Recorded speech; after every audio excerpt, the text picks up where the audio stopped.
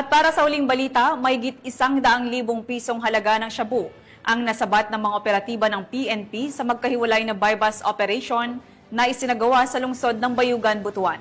Narito ang report mula kay Patrolwoman Kay Francisco.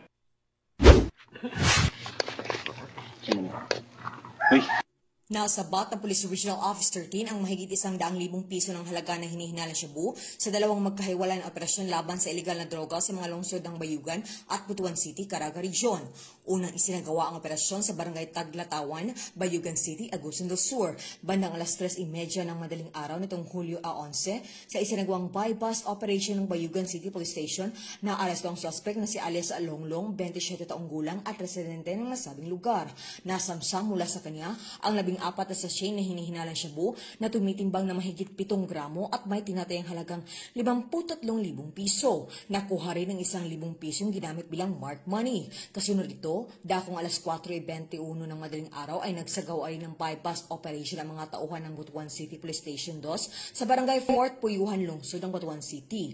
Naaresto ang suspect na si alias Dio, 40 taong gulang at residente ng Barangay Maog sa nasabing lungsod. Nakupiska mula sa kanya ang 10 gramo na hinihinalang shabu na tinatayang nagkakahalaga ng 68,000 piso. Nakuha rin ng isang itim na sling bag, isang kulay kapeng coin purse, 500 pisong mark money, isang timbangan, isang cellphone at isang improvised na gamit na water pipe.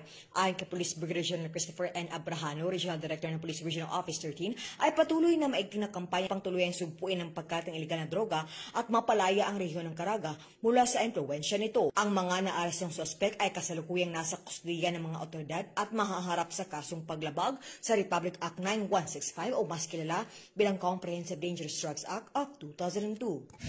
Mula rito sa rehiyon ng Caraga, ako ang Police News Network Correspondent, Patrolwoman Kay Francisco. Alagad ng batas, tagataguyod ng balitang tulis.